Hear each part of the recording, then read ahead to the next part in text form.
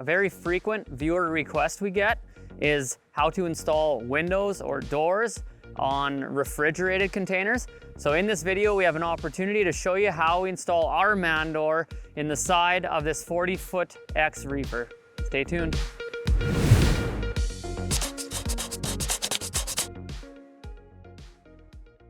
Hi, I'm Channing McCorson, the container guy.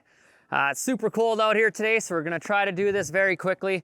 So here we have a 40-foot X Reefer. One thing to note on these is that the refrigerator is inset into the container so that this customer actually requested that the door be installed right close to the end, but we need to take into account the distance that the reefer protrudes into the can. And so it's going to be a 1.5 feet or so back from the end wall of this container.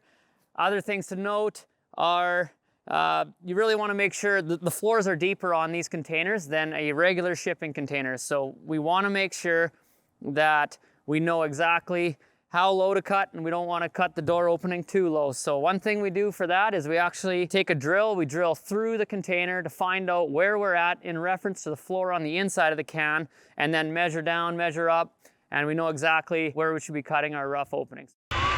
Okay, so the floor is actually perfectly 12 inches down, a hole that we've cut.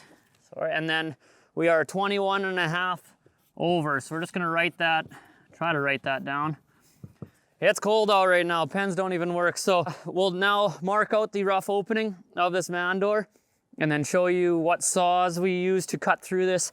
So our door has a 4-inch wide flange on the outside, and so we wanted to cut right on the inside edge of this recession here, this little mini corrugation. So we're gonna have a nice flat area to have that rest against and rivet into.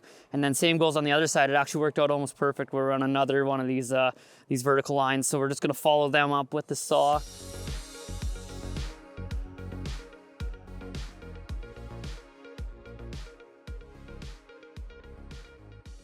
So just jumped inside this can here to get out of the cold and finish cutting the inside of this door frame. So we can see the 4 holes that we've drilled from the outside to give us reference on where we should be cutting from the inside. So I just want to grab my measuring tape just in case the drill is not perfectly level when we were coming through to confirm the rough opening. And then we'll get her marked out. Hopefully the marker works on this beautiful stainless steel interior panel, and cut it out, and then yeah, drop the panel. So let's get at her.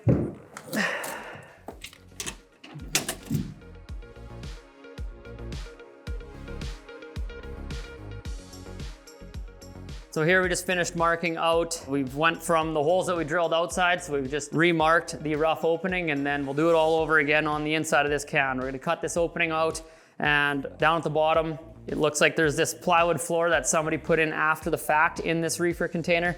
And so we're gonna have to get at that with the angle grinder rather than the saw. We grabbed our Sawzall to finish cutting the steel in the corners and any foam that's holding the panel in. We usually perform modifications on 53-foot X Reefers, so when we finally removed the panel from this 40-foot refrigerated container, 2 things surprised me. 1, I had expected there'd be some kind of structure inside the wall cavity, but that was not the case. In this container, the wall cavity is similar to SIP panels, where foam is sandwiched between 2 structural sheets of stainless steel. 2, I was shocked that the wall had a full 3 inches of 2-pound closed cell foam inside it, which is about an R20, meaning this type of container will perform very well in all climates and should be cheap to heat or cool no matter where you live. What was supposed to be an hour's job turned into an all-day procedure just because it's so cold outside, and we didn't quite make her. So we have the door here, ready to go in, and the hole cut out. It's the end of the day. We're gonna try again tomorrow. It's supposed to be colder yet, so we'll be fast. And here, yeah, you see we wisely installed the door handle ahead of time in the heated shop, and then came out here. But yeah, we will get at this tomorrow. See you then.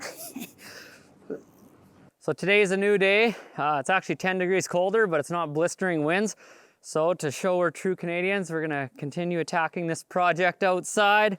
And so we have the man door here. It's ready to get installed in the can, but we grabbed some top bulb seal that we have that typically would go against the container corrugation, but we're gonna take this bulb seal and install it on the header. And then this is gonna make up the difference of the gap and sit nicely against the refrigerated container exterior panel there. So I'm gonna see if I can turn a 90 here with it.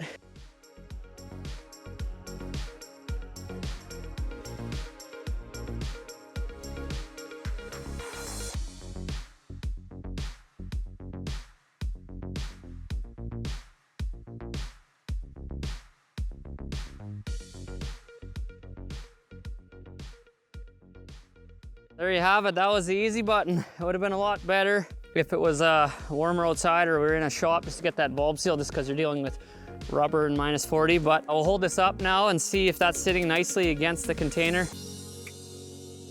Drilling and riveting the door onto the container is by far the easiest part of this process. We also love that we're not welding, we're not burning any paint, we don't have to paint afterwards. So weather permitting, we can usually have a door installed in a container within a couple of hours.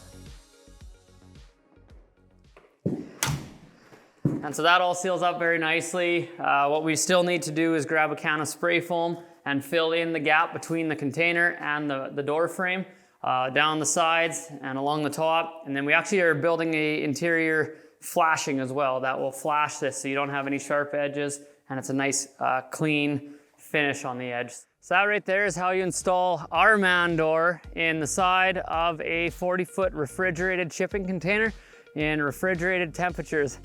If you enjoyed this video, please give it a like. If you'd like to see more, please subscribe to our channel and ring that notification bell. And as always, check us out at tcg.ca. Hope you learned something.